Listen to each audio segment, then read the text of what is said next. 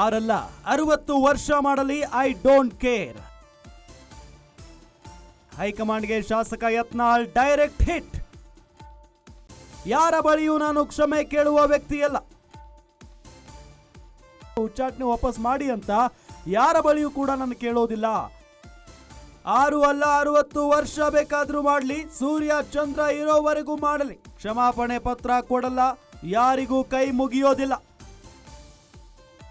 ಹಿಂದೆಯೂ ಕ್ಷಮೆ ಕೇಳಿಲ್ಲ, ಮುಂದೆಯೂ ಕ್ಷಮೆ ಕೇಳೋದಿಲ್ಲ.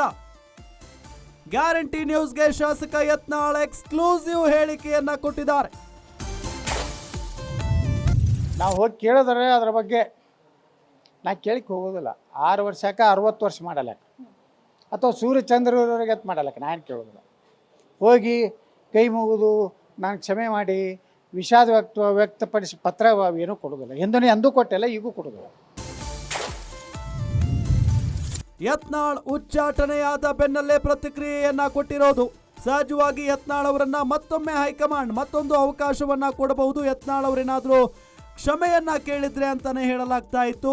ಇದರ ಬಗ್ಗೆ ಗ್ಯಾರಂಟಿ ನ್ಯೂಸ್ ಯಾವಾಗ ಬಸನಗೌಡ ಪಾಟೀಲ್ ಯತ್ನಾಳ್ ಅವರನ್ನ ಪ್ರಶ್ನೆ ಮಾಡುತ್ತೋ ಆಗ ಅವರು ಹೇಳ್ತಾರೆ 6 ಅಲ್ಲ 60 ವರ್ಷ ಬೇಕಾದ್ರೂ ಉಚ್ಚಾಟನೆ ಮಾಡಲಿ, ಐ ಡೋಂಟ್ ಕೇರ್ ಅಂತ ಹೇಳಿ. ಹೈಕಮಾಂಡ್ಗೆ ಶಾಸಕ ಯತ್ನಾಳ್ ಡೈರೆಕ್ಟ್ ಹಿಟ್ ಕೊಟ್ಟಿದ್ದಾರೆ.